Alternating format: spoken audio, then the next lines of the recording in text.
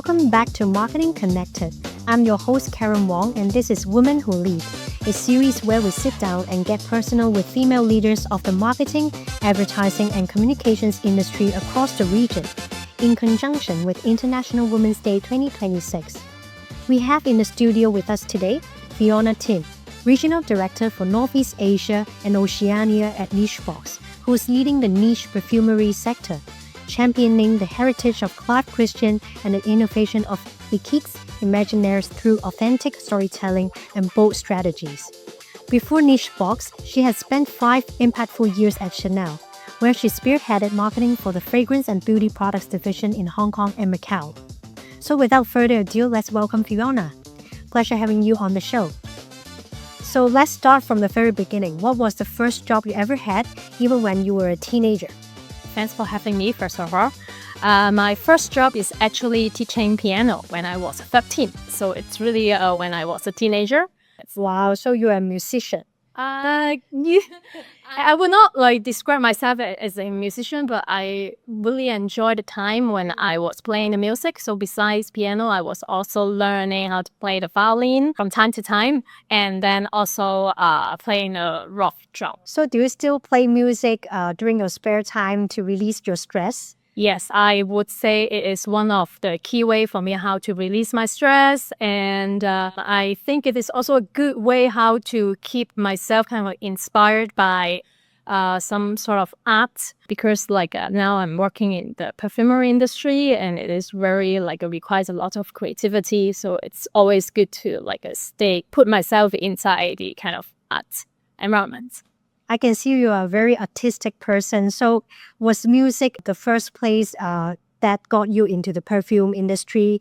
Because, music is always related to art, and sometimes people can, get some relaxation from it. I see some sort of common threads between perfume and music, but I would not say it's the reason why I am now working in the perfume industry. Instead, perfume chose me. Naturally, when I was working with Chanel, it's the first time actually I start working for the perfumes industry, and then it evolves naturally, then now working with Nichebox. So what was it like? Can you describe the feeling when you stepped into Chanel and you're part of the company, and now, you are the regional director for Nichebox? What's the differences of your role? Of course, it's very different. It's two universe. In Chanel, it is such a renowned brand, and it is a MNC, super big. Although I'm only working for Hong Kong and Macau, but still in Hong Kong, we have the regional office, and we have 3 divisions. It's not just beauty, fashion, and watches, right? And now I'm really focusing on perfumeries, and it is like a niche perfumeries, which is a very different universe versus the mainstream fragrance. And I was actually the first, not the only now, because I can't expand, luckily. So I was the first staff hired by Nichebox in Asia, in Hong Kong. So pretty well, I'm kind of walk into a blank canvas. So it's really from being part of a big corporation, be part of a team. Now I'm really same as your theme, really leading the direction, and then everything is really kind of free for me to direct which directions that I want to go, etc. How does it feel to be the first staff in Asia for Nichebox, especially a female leader? Because you are not just looking at Hong Kong and Macau, you're looking at the whole region, like Northeast Asia and also Oceania. How does it feel?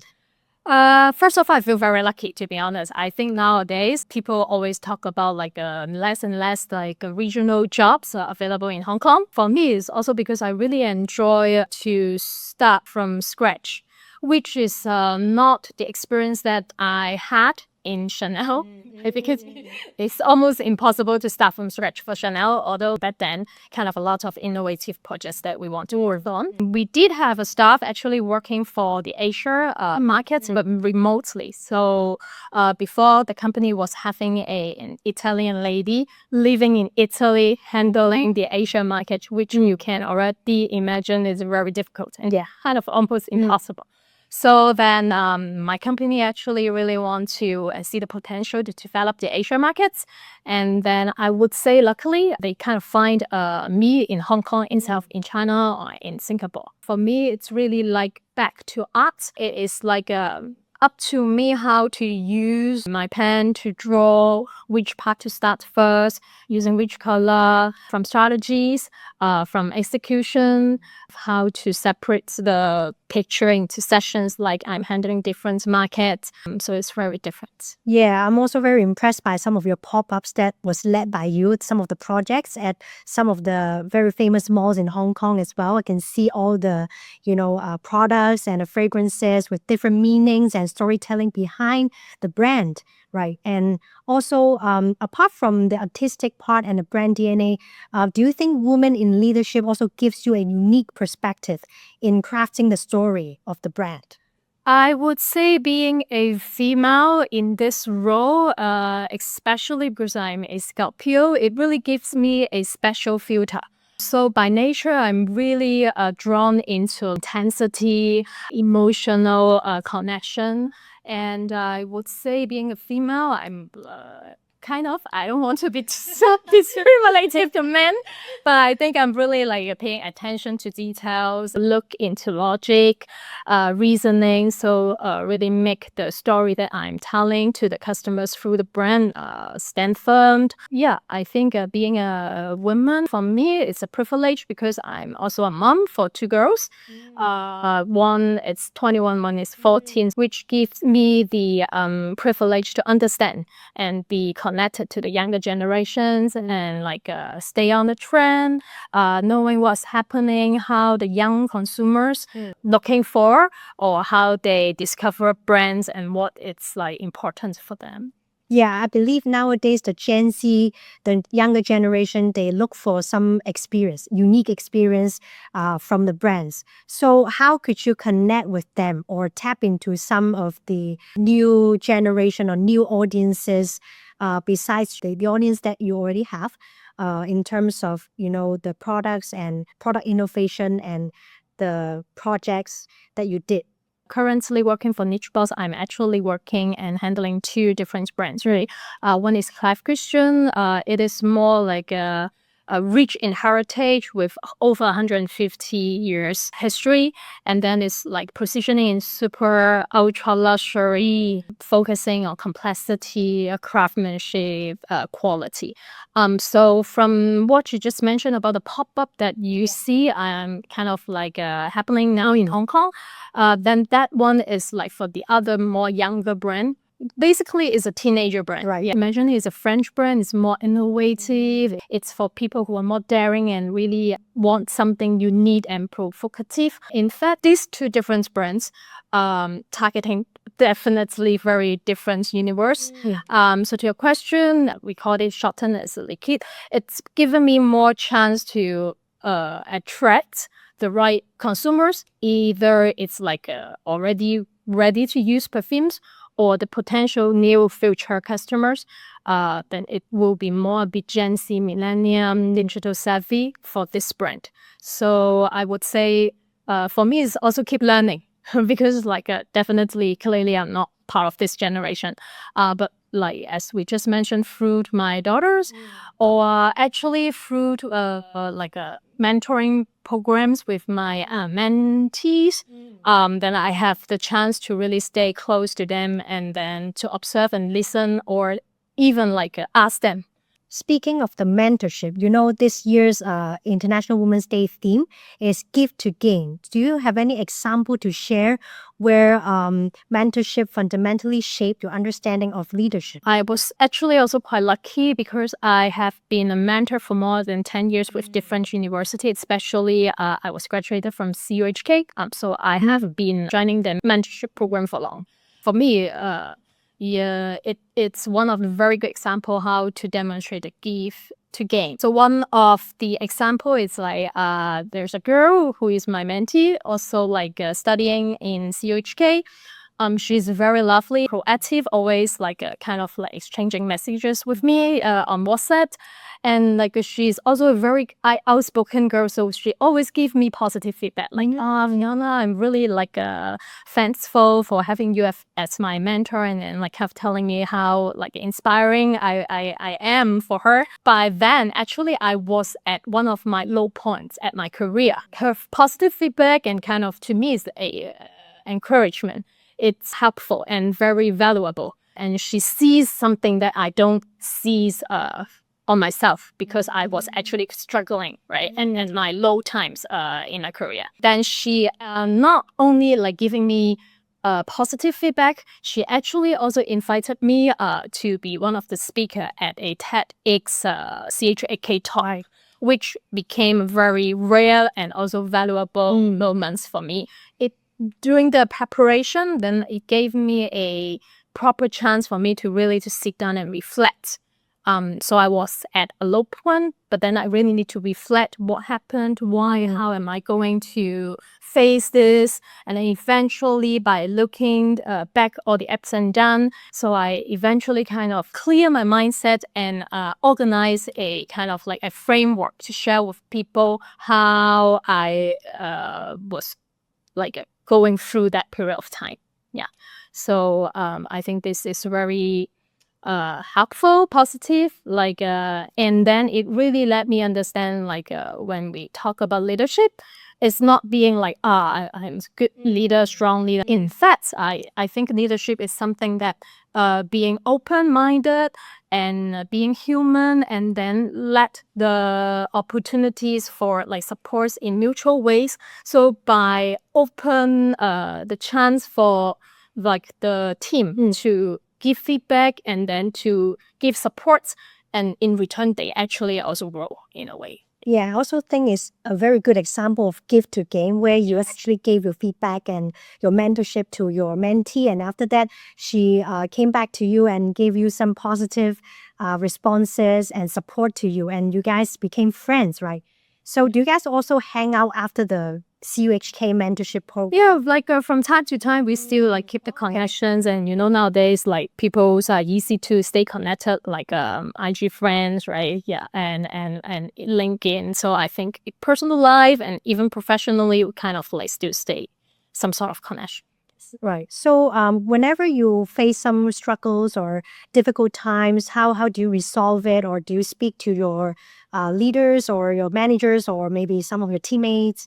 I would say yes, of course. Like being a human being, like reach out to seek support is very important. And I did actually share one of the tips at the TEDx talk that I have just mentioned.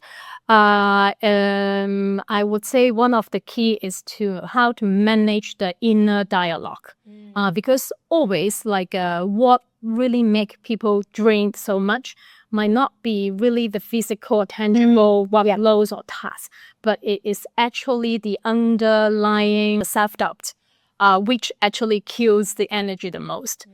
So I would say to me, yes, hanging out with friends, being a extrovert, drinking together, have some like chit-chat times is really helpful and important. But at the same time, how to manage the inner dialogue, like the self-talk. Is it positive? Is it negative?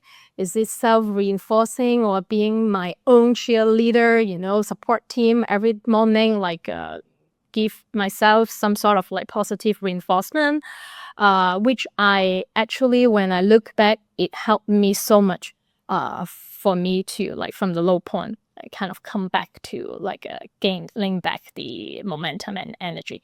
So I also share this exercise. It sounds a little bit silly, but I believe it. I did do it every morning. From then, I kind of like changed the vibe in my own energy and belief, right? So the self-talk is really helpful, like in the morning, in the mirror, and really talk to myself, today you can make it. It's going to be a good day. You're okay. You're loved. You are being supported. You are enough. Even anything happen, you're learning.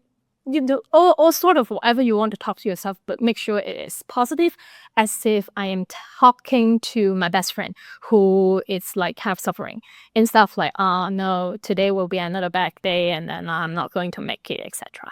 And for some of the people out there, when they are leaders or they are being at a senior position, sometimes they might not be very easy to appear as vulnerable or, easily defeated. So that's why they hide their emotions within themselves. So I think that's a very common situation in Hong Kong, right? Very common, and like some long time no see friends. Yes.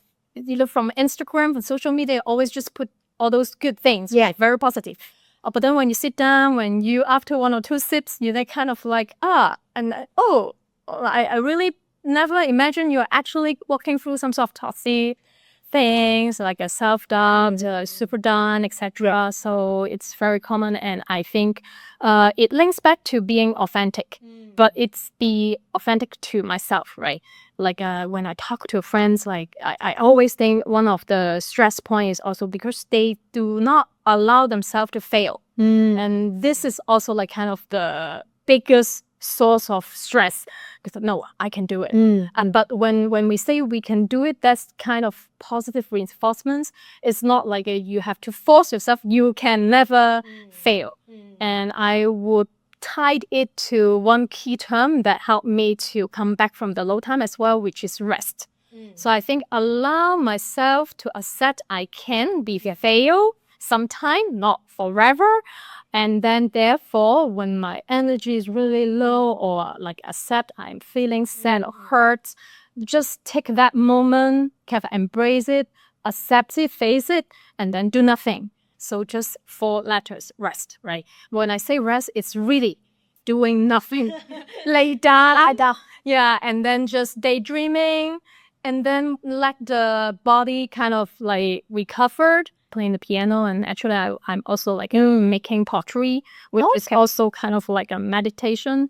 Sometimes I will make it a little bit physical, so I will like jog along the coast. But then I think whatever format of rest, right, it really helps to like clear the mind. Yeah, I think being able to accept you're not perfect at times is also very important. And I do think your daughters will look up to you a lot because of this. I would say as a female leader that I kind of the theme of today, and this motherhood actually is also helping me a lot, because like then I have more intention, right? Whatever I do, I need to set an example for them, right? But I think being authentic is also very important. So I don't hide my failure from them. Instead, they are part of everything, like my ups, my downs. So I show to them, and then like for me, it's like to prove one thing. It's like it's okay and it's allowed to fail. To rest, and then to slowly pick it up. So when I need support, they were there, and I let them understand and be part of it. Like they actually able to support me in their own way. And I think this is very important. And then not only during my low times, but even like my daily like work life, or even my own like personal passions. So for my pop-ups, for my pottery, for my drum sets, I kind of also like invite them to be part of it. So we spend time together, not only during free times, but also when I was working. Yeah, so just to create the memories together. So you spend the time with your family, your daughters, when doing those activities to manage your time alongside your work, right? Because I know your work must be very busy, your schedule must be fully packed, meetings. And traveling. Yes. Yeah. So that's why I think I'm kind of a believer in terms of integration, like work-life integration instead of work-life balance. Because like there's no perfect balance, right? So for me, the balance is integration. As I just mentioned, whenever I have chance, I will involve them. No matter it's work, of course, like I cannot like bring her now here. If maybe yes, actually, if she's not at school or they are in town, maybe I can also like let them like be part of like my work life. We do pottery together, we do work surfing together, we do gym together. whenever we have the chance. Very nice mom and daughter quality time. So finally, for the women in our audience who are passionate about building brands on their own, what is that one actionable step they can take to develop the strategic vision and authentic voice needed to lead in the creative industry? In my mind, I have one term. It always stay with me, and this term is actually the first thing I learned right after graduation from the uni and joined my first official work, not teaching piano, but from a 4A's advertising agency. So it is USP, unique selling point. Yeah, I think it is maybe from now, it's something really basic, old school framework for strategy. But I think it's still very valid. And the first thing I will ask not ask people, but for myself, is for every single campaign, I will try to write down the unique selling points in one clear, simple sentence to kind of clear the noise, make the message clear, and force myself not trying to talk about everything. Then by doing this, I think the voice of the brand will become so clear, single, simple, direct that people can feel the connection. Right. And on that note, thank you again for being a part of this episode of Women Who Lead, Fiona. And to the listeners out there, fear not, although this interview with Fiona Tin from Nichebox is over, we've got loads of other episodes you can catch on our Marketing Connected channel and YouTube. Be sure to follow us on Marketing Interactive social media pages on Telegram, Instagram, and LinkedIn to get alerts on new podcast episodes.